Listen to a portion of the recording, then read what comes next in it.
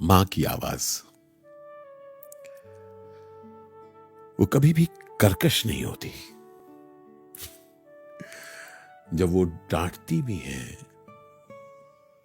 तभी उसके पीछे की मिठास, उसका एहसास हमें होता है।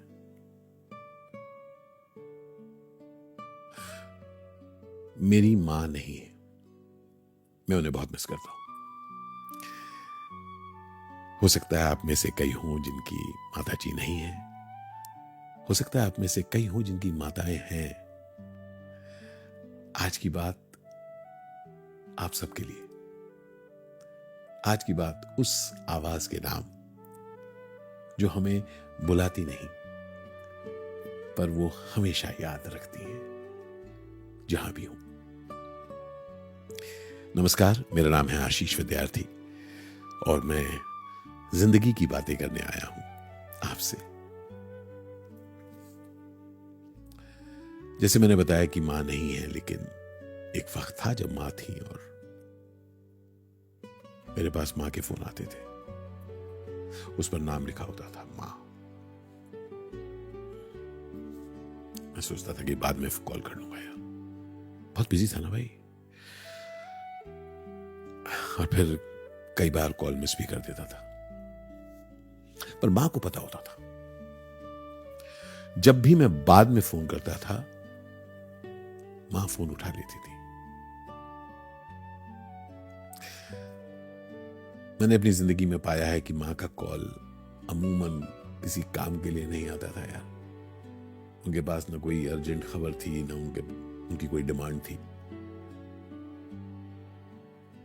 उनकी एक सवाल पूछती थी वो, कैमो नाचो, कैसे हो, खाबार खींचो, खाना खाया। और मैं कह देता था हाँ मां, काम कर रहा हूं ना, उसके खा भी लूंगा, please I am good, take care. देखिए, सच हो या झूठ, मां को समझ आ जाती थी। पर जब मैं मां से बात करता था, उनकी आवाज अभी भी मेरे कानों में गूंजती है।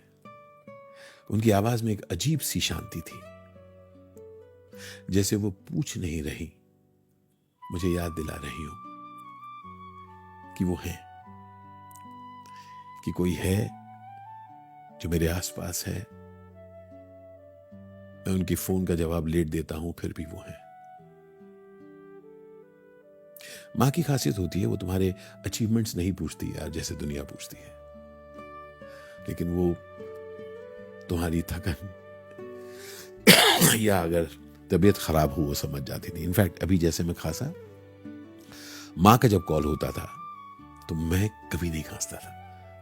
खांसना आए तो एकदम फोन काट देता था, हाँ हाँ बोलो बोलो। मां को समझ आ जाती थी बात। ठंडा लगे चे, ठंड लगी है, बुखार है। कैसे समझ लेती थी मां, कैसे समझती है मां।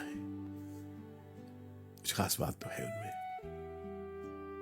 देखिए, हम जब बड़े हो जाते हैं ना, सच बात बोल रहा हूं, तो हम मां को कई बार छोटा समझने लगते हैं। हमें लगने लगता है कि हम जो काम कर रहे हैं उनके लिए ही तो कर रहे हैं, उन्हें समझना चाहिए, हम बिजी हैं। कई बार कह देते हैं कि मां आजकल ऐसे होता है, मां सब ठीक है, प्लीज अंडरस्टैंड, सब कुछ चल रहा है ना, ऐसा ही होता है।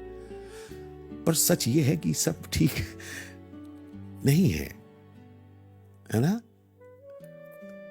सब ठीक है से गहरी है ये रिलेशनशिप जो मां और बच्चे की होती है, क्योंकि वो एक्चुअली पूछती कम है, वो दरअसल जानती बहुत ज्यादा है, क्योंकि बड़ा किया है भाई हमको उन्होंने।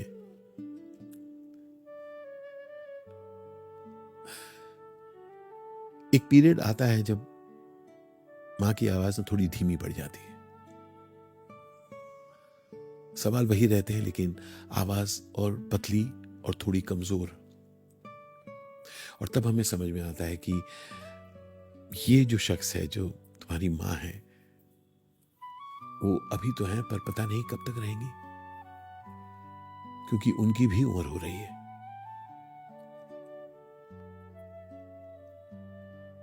ये बात मैंने माँ के जाने के कुछ साल पहले महसूस करना शुरू किया कि यार, माँ को मैं बीच बीच में मैंने कहना शुरू किया, माँ मुझे, आई लव यू माँ, मैं तुम्हें बहुत प्यार करता हूं, और मुझे माफ कर देना अगर पहले कभी मैं तुम्हारे फोन उतने जवाब नहीं देता था। मैं जाकर उनके पास बैठता था, उनके साथ खाता था, पर हमेशा ये लगता है कि कम किया।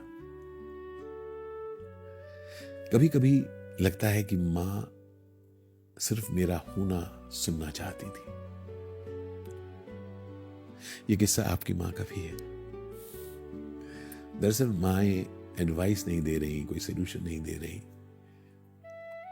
वो बस ये जानना चाहती है कि तुम ठीक हो ना,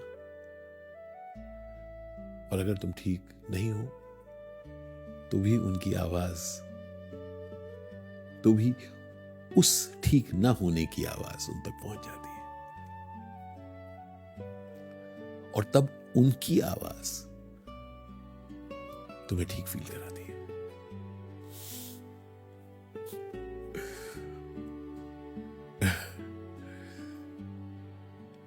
अगर आज आपकी मां आपके पास है तो उनकी आवाज आज सुन लीजिए, एक फोन कर दीजिए, और अगर सिर्फ यादों में है तो भी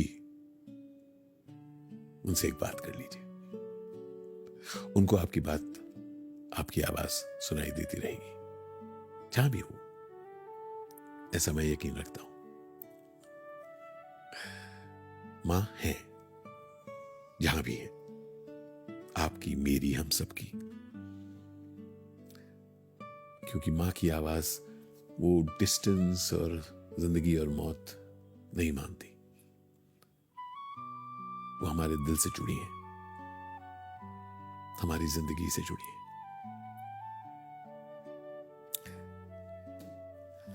आज बस इतना ही। अगर कॉल करने का मन करे तो कर लेना अपनी मां को, और अगर सिर्फ याद आए, अभी कॉल करने का मन नहीं कर रहा, तो भी कोई प्रॉब्लम नहीं, याद कर लो उन्हें, कल सुबह उठ के कर लेना। देखिए, मां की आवाज रहेगी, सवाल यह है कि क्या आप उसे सुन पाएंगे। मिलते हैं अगली बार खुद से थोड़ी बात करने के लिए। अगर आपको ये बातचीत का सिलसिला अच्छा लगा तो प्लीज कमेंट्स में बताइएगा। इस वीडियो को अपने दोस्तों के साथ आप शेयर भी कर सकते हैं, क्या पता किसी की जिंदगी में कोई इतवार हो जाए। मैं मिलता रहूंगा आपसे। गुड नाइट, शब खैर, शुभ रात्रि।